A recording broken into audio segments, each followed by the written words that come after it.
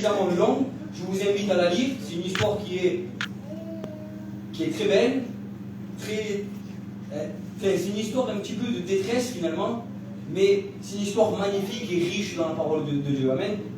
Donc, je prends la lecture dans le livre de 2 Rois, au chapitre 7 et au verset 3. Moi, j'ai pris une courte lecture, mais l'important, je vais relater l'histoire, c'est important de rentrer dans le contexte de l'histoire.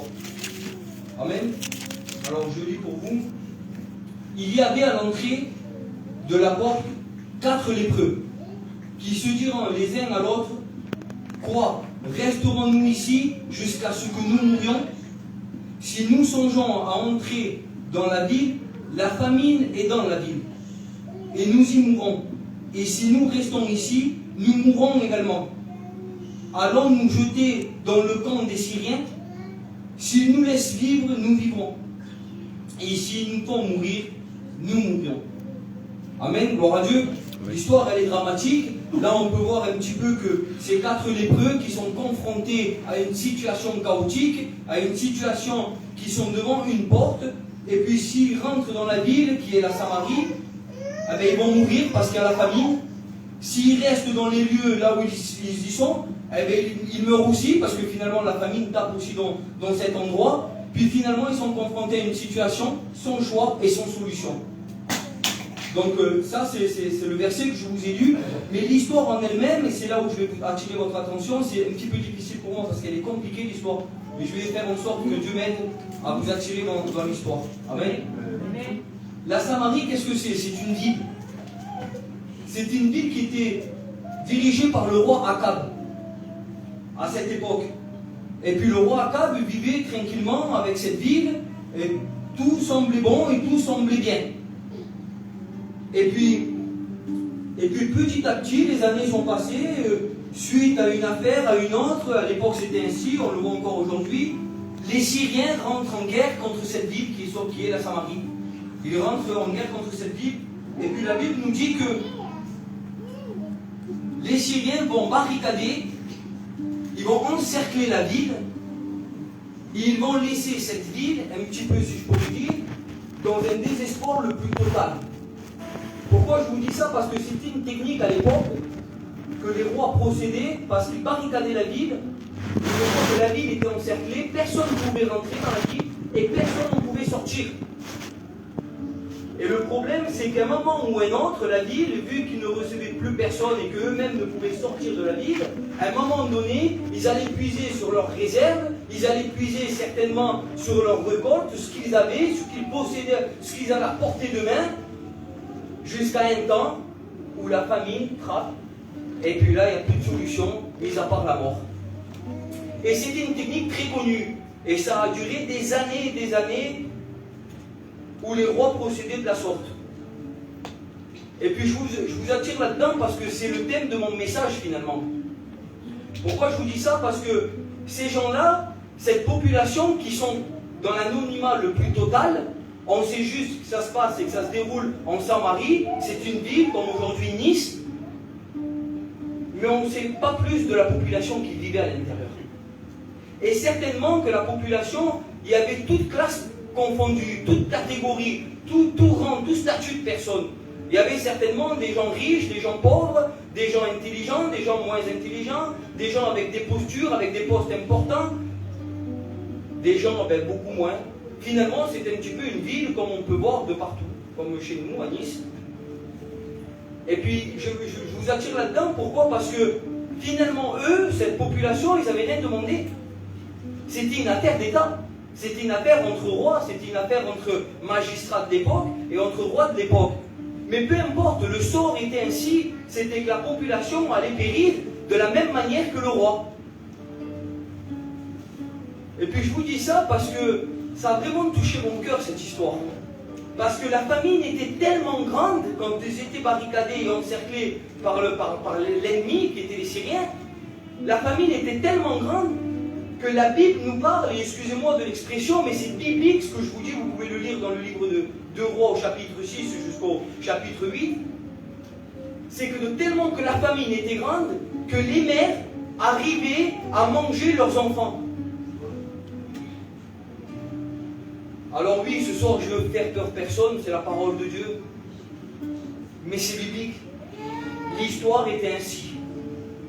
Et je me suis dit, Seigneur, quelle tragédie, quel problème, quelle détresse de cette ville, Seigneur. Quel problème, quelle situation ces gens vivaient. Je ne sais pas si vous arrivez à imaginer un petit peu, Seigneur. Je n'ai pas envie d'attirer votre attention par des émotions ce soir. Mais j'aimerais vous attirer dans ce qui est la parole de Dieu. C'était terrible, Seigneur. Des mères qui arrivaient à manger leurs enfants pour leur survie. C'est juste incroyable, mais vrai. Et pourtant, la Bible nous parle qu'ils sont arrivés à ce niveau-là. Et puis, tout en lisant cette histoire qui est tragique, mais à la fois merveilleuse, Dieu a parlé à mon cœur. Il m'a dit quelle technique avaient ces rois finalement pour anéantir leur clan ennemi. Ils procédaient de la sorte. Ils barricadaient, ils laissaient ses enfants, ils laissaient ses mères de famille, ils laissaient ce peuple qui avait peut-être rien demandé à l'abandon le plus total jusqu'à la mort certaine. Et le Seigneur a parlé fort dans mon cœur à travers cette histoire. Et puis il m'a dit, tu sais, l'histoire que tu lis, en réalité, c'est ce que vous vivez. Et puis j'ai été confus dans mon cœur, et le Seigneur m'en est témoin que j'ai été vraiment confus. Je disais, Seigneur, mais comment aujourd'hui on ne peut pas, j'arrive même pas à imaginer cette histoire des états de ces personnes-là finalement. Et puis le Seigneur m'a dit, aujourd'hui, vous vivez dans un monde où plus rien ne va. Vous vivez dans un monde où le péché est à son comble. Aujourd'hui, on voit ce que, à l'époque, nos anciens ne voyaient pas. Il faut être honnête, il faut être réaliste finalement.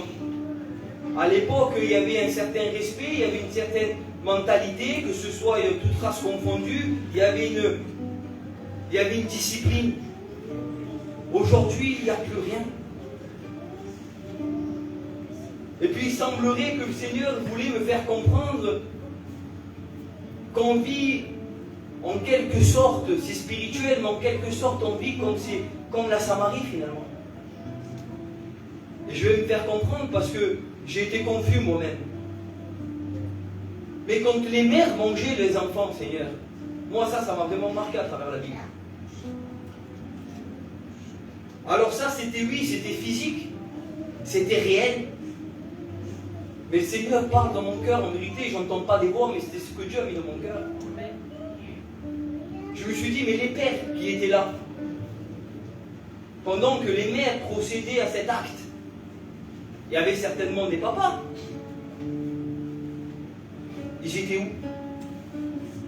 Ils étaient conscients? Je ne sais pas, c'est pas précisé dans la Bible. Ils étaient peut-être pas présents. Ils étaient peut-être préoccupés à d'autres affaires, je ne sais pas, parce que la ville était vraiment en détresse. Et puis aujourd'hui, le Seigneur va parler clairement. Alors c'est pas physique, mais combien aujourd'hui de mères, de familles, sans viser personne, Seigneur, et sans juger qui que ce soit, arrivent à abandonner leurs enfants. Alors il ne faut pas dire que notre peuple n'est pas touché ni concerné. Parce que laissez-moi vous dire que oui, malheureusement. Notre peuple aussi est concerné par ça. Aujourd'hui, certaines personnes sombrent dans l'alcool, sombrent dans la drogue. La séparation entre le couple font que les enfants sont à l'abandon. Ils n'ont plus de repères. Même si les enfants pleurent, ils ont peut-être le manque du père, le manque de la mère. Il semblerait que la mère ne regarde plus si son enfant a besoin d'elle ou pas, mais à cause du péché, à cause de la drogue, à cause de ses liens, à cause de ce que ce monde peut lui offrir finalement. Parce que le diable il est là, il peut tout détruire lui. Eh bien il endurcit son cœur à un tel point qu'elle arrive à abandonner ses enfants. Je ne vais pas rentrer dans le vif de ce sujet parce qu'on entend même des drames encore plus lourds que cela. Mais finalement, c'est ce qu'on vit. On est dans un monde aujourd'hui, il faut être réaliste, c'est ce qu'on vit. Je ne sais pas si aujourd'hui vous vous rendez compte de la situation, mais c'est ce qu'on vit. Et puis les pères, on ne va pas les négliger, ils sont où? Ils sont peut-être pas présents. Pourquoi? Parce qu'ils sont pris par l'ennemi, pris par les affaires de ce monde, peut-être par le travail, peut-être par une situation qui les dépasse, peut-être que aussi le péché a frappé tellement haut qu'ils sont plus capables d'être présents avec leurs enfants. Et les mères sont finalement confrontées à élever et éduquer ces enfants toutes seules. Chose qui n'est pas facile, et on le sait, et je vous apprends rien ce soir. C'est ce qui se passe en réalité. Et puis la ville en elle-même, la Samarie, était dans le chaos. Pourquoi? Parce que les habitants qui étaient là, et j'ai bien précisé qu'il y avait toute race confondue, du moins les Samaritains, mais il y avait toute classe confondue de personnes. Eux, ils étaient tenus, ils étaient encerclés. La Bible nous dit que les Syriens avaient tout encerclé, tout barricadé. Personne n'était capable de rentrer et personne n'était capable d'en sortir. Et le Seigneur a parlé encore dans mon cœur. Et puis, je me suis dit, mais Seigneur, comment ils procédaient? Parce que eux, ils savaient à ce moment-là, le peuple savait que leur destinée était la mort. Ils savaient qu'ils n'allaient plus avoir de nourriture. Ils savaient qu'ils n'allaient plus arriver à lever la tête finalement. Ils savaient que le chaos était certain dans leur vie. Et puis là, j'ai essayé d'imaginer un petit peu ce qu'ils pouvaient se dire, toutes ces personnes, cette population, toute cette classe, qui savaient qu'ils étaient en péril au point d'en mourir. J'imagine un petit peu que certaines personnes devaient se consulter entre elles. Ils devaient certainement essayer de chercher une solution. Peut-être que le riche, lui, misait sur son argent. Peut-être que dans sa tête, il se disait, si j'arriverais seulement à parler peut-être à un Syrien, à parler à ce magistrat, peut-être qu'avec les moyens de l'argent, j'arriverais à m'acquérir ma dette et pouvoir sortir de la ville et pouvoir rentrer dans le camp ennemi pour pouvoir survivre. Lui, peut-être qu'il misait sur ça. Je ne sais pas, c'est pas précisé dans la Bible. Mais j'imagine un petit peu que c'était ça. Les gens ne voulaient pas mourir. La mort était certaine. Et puis j'imagine un petit peu l'intelligent. Celui qui, je ne vais pas dire qu'il se prétend, parce qu'il y a des gens qui sont suffisamment intelligents dans ce monde. On a aujourd'hui, non serait-ce que la médecine, des savants, des scientifiques, des archéologues, enfin bref, beaucoup de classes qu'il y a des gens qui ont une certaine connaissance de la vie. Et puis certainement qu'il y avait des gens de la même manière et de la même méthode. Et eux, par contre, ils devaient certainement se dire, il faudrait construire ci, il faudrait peut-être procéder de la sorte, il faudrait peut-être procéder de telle et de telle manière pour pouvoir trouver une stratégie, pour pouvoir finalement sortir de cette situation qui nous amène à la mort. Et puis l'homme fort, celui qui avait le caractère, qui avait ses forces, si je pourrais dire, dans le monde, à pouvoir affronter chaque situation, il y en a des hommes comme ça. Il y a des hommes qui ont un rang, un statut, une manière d'être dans la vie, et que tout semble une facilité pour eux. Tout ce qu'ils touchent, tout ce qu'ils entreprennent, il semblerait qu'ils arrivent. Je ne sais pas, mais moi j'ai déjà eu affaire à des personnes comme ça, et je me suis toujours posé la question, comment ils font? Ils sont trop forts. Moi, je n'y arriverai pas. Il y a des hommes comme ça. Et merci Seigneur, la question n'est pas là. Mais je vous explique ça et je m'attarde dessus. Pourquoi? Parce que le Seigneur me fait voir quelque part que le diable procède de la même technique que ces rois de l'époque. Il nous accapare, il nous encercle, si je pourrais dire de la sorte. Il nous barricade finalement à ne plus pouvoir s'en sortir. Et je vais me faire comprendre. Parce que quand on vit ici sur ce monde, on croit qu'on est libre, on croit qu'on est capable de s'en sortir, on croit qu'avec l'argent, on va posséder certaines choses qui vont faire qu'on va réussir notre vie. Et puis, on croit même sur notre intelligence, notre capacité. Aujourd'hui, tu as des gens qui misent tout dans la science. Tu as des gens qui misent tout sur la médecine. Et puis au final des courses, et je demande pardon, mais c'est la vérité, Seigneur, la réalité de la vie nous frappe, c'est que la médecine a une limite. Alors on mise sur la médecine, on compte sur l'intelligence des docteurs, on compte sur l'intelligence de la science, mais finalement, à combien de fois on est confronté à cette réalité où les docteurs viennent nous voir pour nous dire il n'y a plus rien à faire. Il semblerait que là, ça y est, la situation, elle est dans le chaos. Et pourtant, il y a peut-être une semaine avant, un mois avant, tu misais tout sur eux. Et combien on est... c'est la vérité, Seigneur. À combien de fois on vit comme ça, de la sorte? Et moi, le premier qui vous apporte ce message, moi, le premier, Dieu a parlé à mon cœur. Pourquoi? Parce que c'est la vérité. On procède de la sorte. Et ça, c'est l'intelligence. On va dire c'est l'intelligence humaine, finalement. Et puis l'homme fort.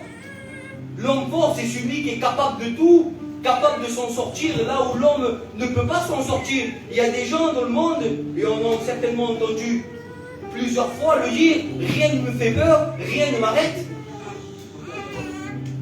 Moi-même, j'ai procédé à lui dire ces paroles. Comment se fait-il que finalement, face à l'ennemi, les Syriens, la Samarie était dans le chaos complet?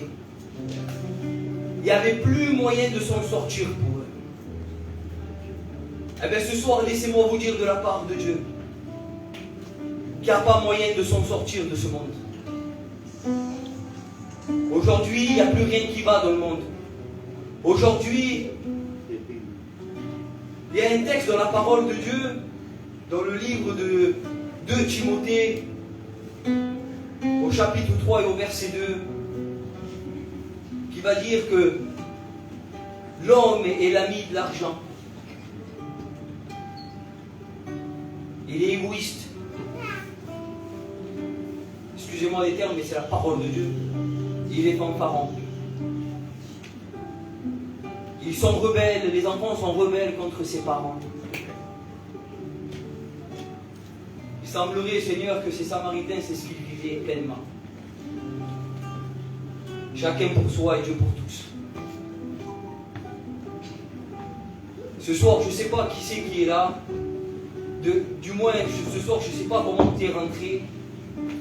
Je ne sais pas quelle est la situation que tu vis. Est-ce que dans ton cœur, finalement, tu es comme cette ville,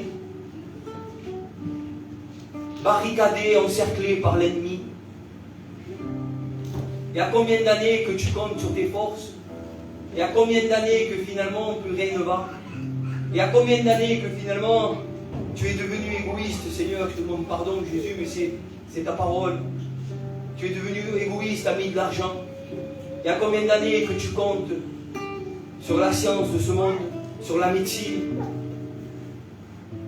Il y a combien d'années peut-être que tu comptes à t'enrichir pour pouvoir vivre une meilleure vie? Il y en a beaucoup.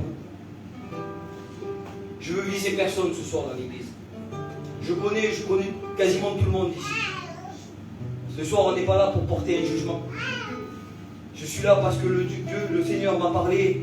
Il m'a dit, mon peuple vit finalement une tragédie.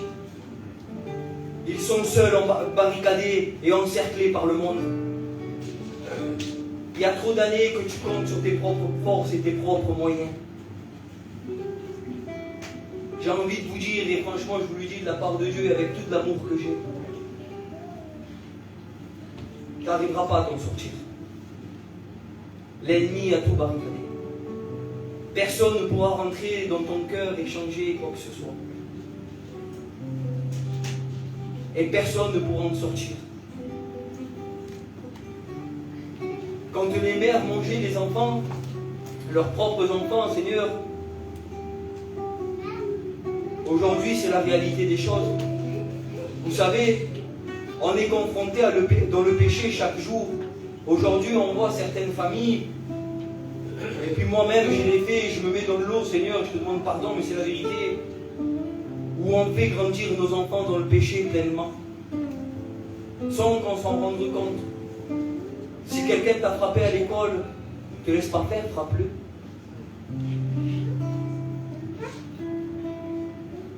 Si lui il se croit plus intelligent que toi, montre-lui que toi tu es plus intelligent que lui. Tu vois pas qu'il veut t'arnaquer. C'est ce qu'on dit en réalité. Et entre nous, soit dit, on fait grandir nos enfants comment? Ben dans le péché. Ce soir, j'ai pas envie de vous faire peur, mais je vous dis la vérité. Mais finalement, on amène nos enfants à la mort. Parce que la Bible dit que le salaire du péché, c'est la mort. Mais merci Seigneur, je bénis Dieu. Parce que le don gratuit de Dieu, c'est la vie éternelle. Amen. Et ce soir, je vous parle de cette tragédie. Pourquoi? Parce que derrière, il y a une solution. Voilà pourquoi je m'attarde et j'essaie de jouer, pas avec l'émotion, mais avec les mots. Parce que derrière tout ça, il y a une solution. Si tu es venu dans ce lieu en croyant que tout est perdu, que ton fils est perdu, que ta fille est perdue, parce que le péché est rentré dans ton cœur, dans ta maison, dans ton foyer, que tout a été ravagé par l'ennemi, il te semble que tu es dans une situation bloquée, barricadée. Oui, l'ennemi te fait croire. Il est bon pour nous barricader, Seigneur. Il est bon. C'est son point fort. C'est le père du mensonge. Il nous ment. Il nous fait croire qu'on est capable. Il nous fait croire qu'avec l'argent, il y a une solution. Il nous fait croire qu'avec la médecine, il y a une solution. Il nous fait croire qu'avec notre intelligence, on va s'en sortir. Mais finalement, il nous a barricadés dans ce monde, sans moyen de nous en sortir. Nous sommes destinés tous à mourir finalement. Mais ce soir, je bénis Dieu, parce qu'il y a une solution pour ta vie. Ce soir, je bénis Dieu, parce que Dieu veut te sortir de ta ville, veut te sortir de la Samarie, veut te sortir de ton endroit obscur, de ta détresse, de ton angoisse, de ton péché. Le Seigneur voudrait te sortir complètement de ce lieu. Il y a un moyen. Ne craignez pas, ce soir, il y a un moyen. Amen, gloire à Dieu. Parce que la Bible continue, il nous parle de 4 lépreux. Eux aussi sont dans l'anonymat le plus total. On ne sait pas quelle est leur vie, on ne sait pas quelle est leur situation, on ne sait pas quelle est leur manière de penser. Mais le Seigneur a permis une seule chose de ces 4 hommes, c'est qu'ils sont lépreux. Amen. C'est la seule précision que nous avons de la parole de Dieu et de ces 4 hommes. C'est qu'ils sont lépreux. Laissez-moi juste vous dire quelque chose. La lèpre, une maladie qui était incurable. La lèpre, une maladie qui nous amenait certainement à la mort. Une maladie que les gens nous rejetaient. Personne ne voulait nous côtoyer. Ils étaient mis à l'écart, mis à part des autres. C'était des hommes malheureux, des hommes tristes, des hommes condamnés à mourir de la sorte. C'est pour ça qu'eux aussi, s'ils restaient au même endroit, ben, ils allaient mourir. Peu importe s'ils rentraient dans la famine ou s'ils restaient dans leur lieu. Mais je bénis Dieu parce qu'ils vont se consulter. Ces 4 lépreux vont consulter entre eux. Et ils vont dire, on n'a plus de solution. Si on reste là, on va mourir. Et si on rentre dans cette ville, on va mourir de la sorte. Ils sont dans la famine et tout le monde va périr là-bas aussi. Et alors ils vont décider, c'est la Bible qui le dit, de partir dans le camp de l'ennemi.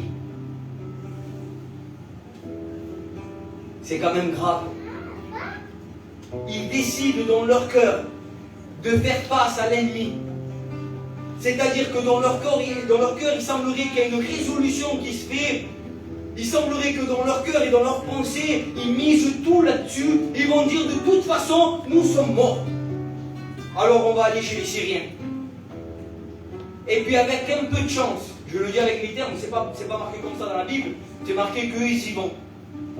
Mais peut-être qu'avec un peu de chance, les Syriens nous laisseraient la vie sauve. Et là-bas on pourrait manger, on pourra boire, on pourra peut-être s'acquérir de certaines choses, et puis on vivra le temps qu'il faudra, mais on vivra un petit peu. Je bénis Dieu parce que ces 4 lépreux vont entreprendre cette marche de faire face et rentrer dans le camp de l'ennemi. Et quand ils vont commencer à faire marche pour aller dans le camp de l'ennemi, qu'est-ce qui va se passer? L'histoire continue un petit peu. Il va dire que le Seigneur avait déjà prévu quelque chose. Le Seigneur avait fait entendre aux Syriens que des chars, un peuple, une armée, une grande armée allait se révolter contre eux. La Bible nous dit que ces Syriens ont eu peur. Ils se sont échappés. Ils se sont échappés de leur camp en abandonnant toute nourriture, les chevaux, l'or, l'argent. Ils se sont fuis. Et Dieu a interpellé mon cœur à ce moment-là. Il m'a dit, tu n'as rien de ces 4 lépreux. Ils sont dans l'anonymat. Mais la lèpre représente ni plus ni moins que le pécheur. En réalité, je vous le dis comment je l'ai reçu dans mon cœur, c'est 4 pécheurs qui sont dans le plus chaos, le plus total, qui vont prendre ces résolutions dans leur cœur d'affronter l'ennemi. Le Seigneur avait déjà tout prévu. La Bible nous dit qu'il avait fait entendre des chars et de grandes armées face. Quand ils arrivaient vers eux, finalement, ils ont entendu cette grande armée. Et face à ça, ils ont eu peur. Et la Bible nous dit qu'ils ont pris la fuite. Et Dieu a parlé dans mon cœur fortement. C'est peut-être ton cas ce soir. Peut-être tu vis la Samarie dans ton cœur, plus rien ne va. Tu es dans l'abandon et tu ne sais plus comment t'en sortir et tu as mis toutes tes chances de ton côté. Et aujourd'hui, tu te sens malgré tout un petit peu comme ces lépreux, comme ces 4 lépreux. Pas digne de Dieu, pas digne de réussir, pas digne de pouvoir avancer, pas digne de réussir. C'est ce que l'ennemi te fait croire encore à l'heure actuelle. Mais je bénis Dieu. Je bénis Dieu parce que quand eux, ils ont pris les initiatives de faire face à l'ennemi, Dieu avait déjà prévu un plan contre l'ennemi. Amen. Il avait déjà prévu le plan contre l'ennemi. Il les a fait fuir. La Bible nous dit qu'ils ont eu peur, les Syriens. Ils ont entendu des chars, ils ont entendu une grande armée qui arrivait vers eux. Ils ont tout abandonné, ils sont partis. Laisse-moi te dire que si ce soir tu es confronté à ce choix, si tu en as marre de vivre la Samarie dans ton cœur, si tu en as marre de vivre dans le péché, si tu en as marre de faire face à des situations chaotiques dans ta vie, si tu en as marre que ton foyer n'appartient pas encore au Seigneur, que le péché demeure encore dans ta vie, si encore tu es encore capable d'enseigner tes enfants, de vivre dans le péché, qu'on croit que le péché c'est rien, que c'est normal le péché, si quelqu'un te frappe, rends-lui le coup, parce que c'est ce que nous sommes, nous vivons de la sorte.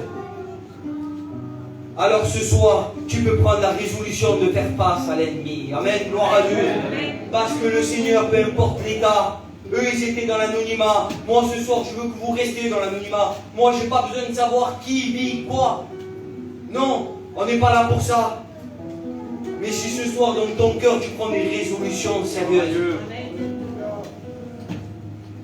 Sérieuse, c'est pas le mot finalement. Si ce soir dans vos cœurs, vous arrivez à rentrer en vous-même et vous dire j'en ai marre de vivre dans la Samarie, j'en ai marre de vivre les temps de famine, marre de vivre dans le chaos, marre de mourir de faim finalement. Parce que le monde nous laisse mourir de faim. Le monde c'est à recommencer, c'est à recommencer. Le péché nous anéantit petit à petit. Si tu en as marre de vivre de la sorte, et si ce soir tu te dis, moi aussi je suis lépreux, et je n'y arriverai pas. C'est ce que ces lépreux ont fait. Ils ne se sentaient pas capables. Ils vont le dire eux-mêmes, ils vont dire peut-être qu'on va arriver là-bas et on va mourir.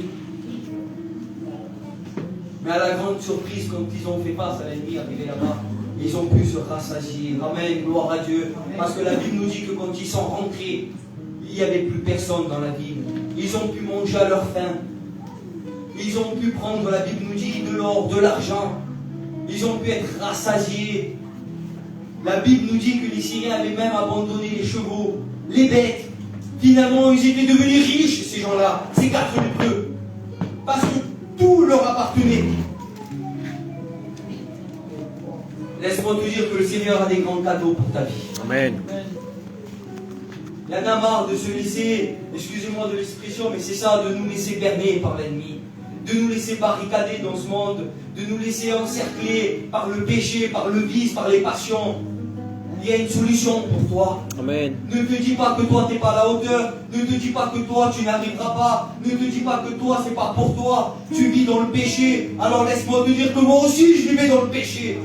Mais je bénis Dieu. Parce qu'un jour, j'ai fait comme ces 4 lépreux. J'ai pris la décision dans mon cœur. J'ai été formel devant Dieu. Et j'ai dit, j'en ai marre, Seigneur, de vivre de la sorte. J'en ai marre de vivre sur ma faim. J'en ai marre de vivre sans m'en sortir. J'en ai marre de vivre dans le péché. J'en ai marre de vivre anéanti. Chez moi, il n'y a plus rien qui va. Tout est cassé chez moi. Alors à partir de là,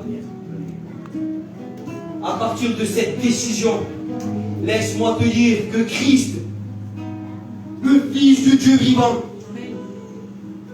il anéantit l'ennemi avant que toi tu le combattes. Amen. Amen, gloire à Dieu. Parce que c'est ce qui se passe pour ces lépreux. Ils arrivent là-bas, ils font pas de bagarre, ils font pas de force, ils luttent pas. Ils arrivent là-bas, il n'y a plus personne. Dieu avait pourvu à leurs besoins. Dieu avait pourvu à leur marche. Dieu avait pourvu à leur nécessité. Et c'est ce qu'il voudrait faire pour toi ce soir. Gloire à Dieu. Tu n'en as pas marre de vivre de la sorte ce soir.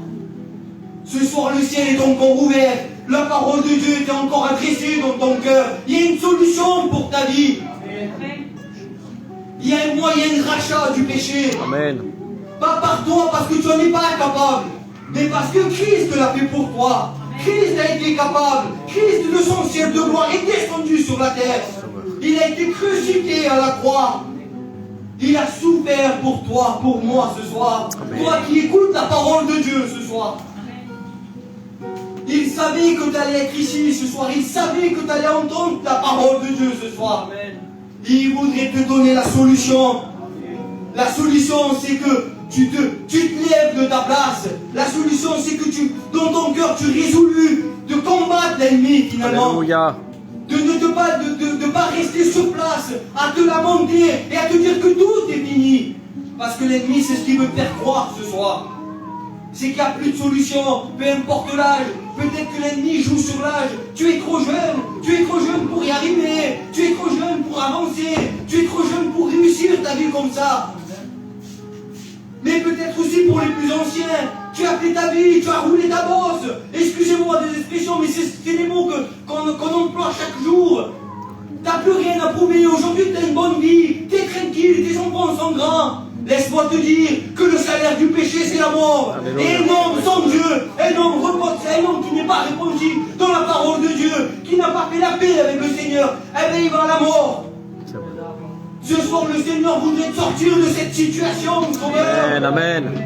Il y en a marre d'espérer sur la médecine quand tu en as un problème, quand on va être guéri dans notre corps. Il y en a marre de compter sur la médecine. Merci Seigneur qu'on les a. Je bénis Dieu pour ça. Mais il y en a marre. Aujourd'hui, nous avons le plus grand des docteurs parmi nous. Amen. Celui qui est capable de te guérir instantanément. Alléluia. Et nous, on est là à se lamenter et à croire qu'il va y avoir un moyen de l'autre côté. Il n'y en a pas. C'est pas moi qui le dis, c'est la Bible. Moi, j'ai des expériences dans ma vie, évidemment, j'en ai fait. Mais j'ai toujours été perdant. Je vous le dis de la part de Dieu. C'est quand j'ai pris un jour les initiatives dans mon cœur d'appartenir à Christ que tout a été résolu dans ma vie. Amen. Parce qu'un foyer sans Dieu, c'est un foyer détruit. Quand nos enfants grandissent, qu'il n'y ait pas la présence de Dieu à la maison, c'est des enfants finalement que tu les amènes droit à la mort. Excusez-moi de l'expression, mais c'est la vérité. Parce que le salaire du péché, c'est la mort. Mais ce soir, tu peux changer. Amen. Ce soir, tu peux amener tes enfants à la lumière. Ce soir, tu peux amener tes enfants auprès de Christ. Jésus Sauveur. Ce soir, tu es capable toi-même d'être guéri dans ton corps si tu es malade. Ce soir, le Seigneur veut transformer ta vie. Ce soir, il y a un moyen de salut. Il y a un moyen de salut pour ta vie. Alors arrête de désespérer. Arrête de compter sur tes forces. Arrête de compter sur les cachets. Arrête de compter sur l'alcool, la drogue. Arrêtez. Il y a une solution gratuite ce soir. Alléluia. Comme c'est lépreux, il y a une décision à prendre ce soir. C'est pour ça que d'entrée de jeu, je vous ai dit, il s'agit d'une décision. Parce que c'est la décision qui va faire que l'ennemi va perdre le combat. Ne pense pas que c'est toi qui vas combattre, Seigneur. C'est pas eux qui ont combattu. L'ennemi te fait croire que c'est lui, c'est toi qui dois combattre face à lui. Mais on ne peut pas combattre face à l'ennemi. Il est trop puissant, il est trop de taille pour nous. C'est vrai, Sauveur. Mais c'est Christ qui combattra pour nous. Merci, Jésus. C'est-à-dire que du moment où tu prends la résolution dans ton cœur d'appartenir à Christ, de confronter l'ennemi avec la prière, en venant à la réunion, en écoutant la parole de Dieu, laisse-moi te dire que l'ennemi est anéanti par la puissance de Dieu. Amen. Amen. Il y en a marre de se lamenter et en comptant sur nos propres forces. Arrête de dire que tu es un homme avec de caractère, que tu arriveras. Tu n'y arriveras pas. C'est vrai, Sauveur. Tu es encerclé, mon ami, mon frère, ma soeur. Nous sommes barricadés par l'ennemi. Alléluia. Mais ce soir, je bénis Dieu, Sauveur, parce qu'il y a une solution. Les barrières vont tomber ce soir. Amen. Dieu va te faire sortir de cette Samarie, va te faire sortir de ce peuple qui était finalement dans l'idolâtrie la plus totale. Ce soir, il y a de la victoire en Dieu. Gloire à Dieu. Amen. Et puis la Bible nous parle que ces 4 lépreux, une fois qu'ils ont été rassasiés, une fois qu'ils ont récupéré l'argent, l'or qu'il y avait dans le pays des Syriens, la Bible nous dit qu'ils n'ont pas tout gardé pour eux. Amen, alléluia. Amen. Tu es bon, Sauveur. Ils n'ont pas gardé tout pour eux. La Bible nous dit qu'ils sont partis voir le roi. Ils sont partis voir le peuple. Et puis leur annoncer la bonne nouvelle. Alléluia. En lui disant, arrêtez, ne vous inquiétez plus. Il y a une solution ce soir pour vous. C'est ce que moi je fais à leur place finalement. Et c'est ce que chacun de nous devra faire. Parce qu'une fois qu'on accepte Christ dans nos vies, qu'on a gagné le combat en Dieu, eh bien, quand tu vas rentrer chez toi, tu vas amener cette victoire chez toi-même. Tu vas commencer à parler de la parole de Dieu, à parler d'un véritable sauveur, à parler d'une véritable réussite. Tu vas élever tes enfants au chemin, dans le chemin qui mène à la vie éternelle. Amen. Au chemin qui mène à la solution, à la guérison. Alors je ne sais pas vous, mais ce soir je me suis promis de ne pas rester très longtemps, parce que j'ai envie de prier. J'ai envie ce soir de faire tomber avec ces barrières par lesquelles l'ennemi nous a placés et que nous y vivons pendant des années et des années. Aujourd'hui, il y en a marre, il y a des solutions et on va la prendre. Est-ce que vous êtes d'accord avec moi? Amen. Dieu. Alors on va abaisser nos têtes par signe de respect. On va se confronter seul face au Seigneur. Peu importe si tu es aujourd'hui dans le péché, peu importe la situation de ta vie, peu importe les circonstances par lesquelles tu passes, ce soir il y a une solution et ce soir il faut la saisir.